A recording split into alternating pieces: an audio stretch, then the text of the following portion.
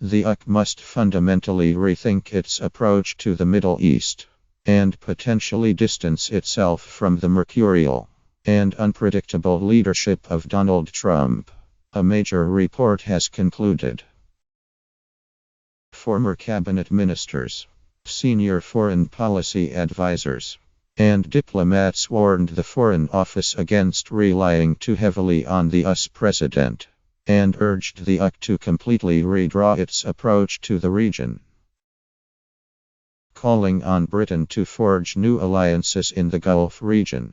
The Lords International Relations Select Committee described Britain's policy in Syria as being in confusion and disarray, and suggested influence with Iran and Saudi Arabia had dwindled.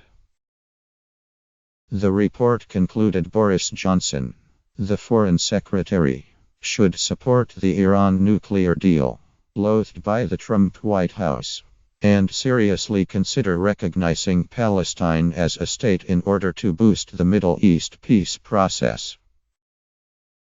The mercurial and unpredictable nature of policy making by President Trump has made it challenging the UK government to influence US foreign policy so far, a challenge that is not likely to ease, the committee said. The group is chaired by the former Conservative cabinet minister Lord Howell, and includes former foreign policy advisors to William Hague and Gordon Brown, the former UK ambassador to the UN Lord Haney, and the former Labour Defence Secretary Lord Reid. In a world less automatically dominated by the US underpinning security in the region, it is no longer right to have a stance at every stage of, if we just get on with the US everything will be alright, Howell said. He described the US as the wild card, and said, we really have to think for ourselves.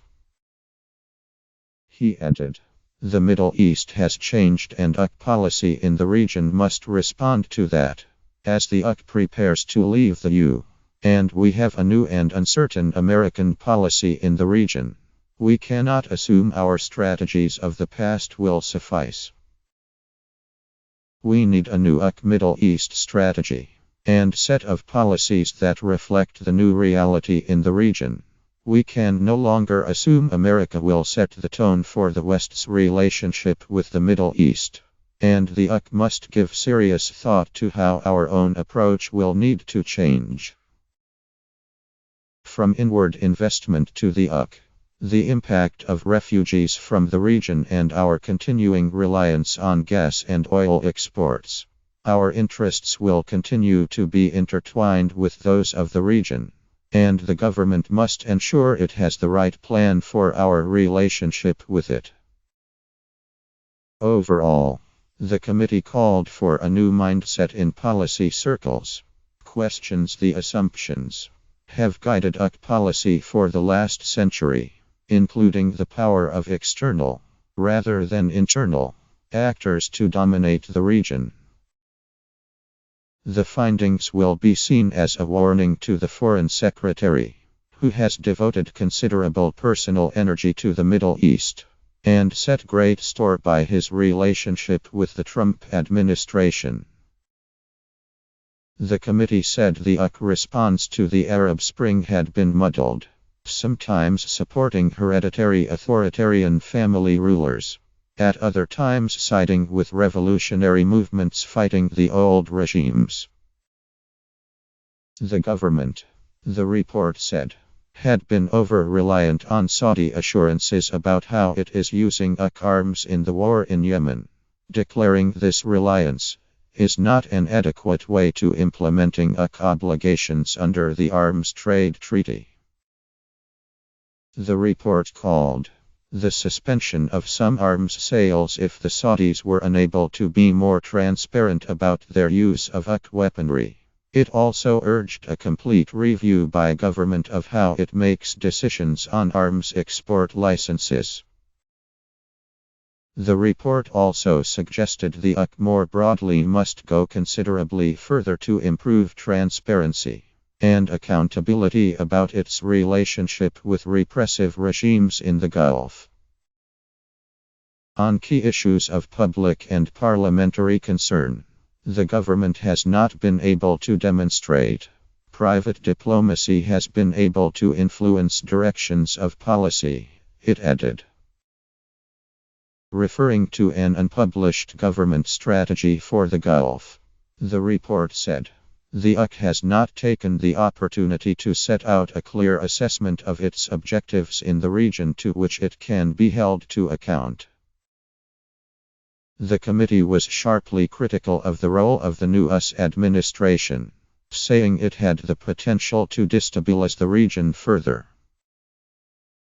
On seeking a two-state solution in Palestine and on relations with Iran, the US president has taken positions that are unconstructive and could even escalate conflict, the committee found. The report said, the mercurial and unpredictable nature of policy making by President Trump has made it challenging the UK government to influence US foreign policy so far, a challenge that is not likely to ease. Committee members condemned Johnson's decision to distance himself from French diplomatic efforts last year to reach a solution in the Middle East, with one describing it as childish. The UK should support the initiative meaningfully this year, both politically and financially, they said. The committee also said Johnson's position on whether President Assad could have a role in a future Syrian government was confused, saying, he set out a position that oscillated in the course of the one evidence session. There are no good options in Syria, the report concluded, adding, the removal of Assad as a prerequisite of any settlement is not going to be achievable with the current means and policy. In the case of Iran, the committee suggested the UK and Europe should ease banking regulations to open up new sources of finance for Tehran, even if Washington will not follow suit. It claimed Trump does not have the international support to tear up the existing Iran deal, but said there is a dangerous escalatory logic to the US approach. The criticisms will sting the Foreign Office. Johnson has invested considerable energy in trying to influence US thinking, and claims the refusal to challenge Trump in public has led to changes in US thinking, including towards NATO, Syria, Russia, and even Iran.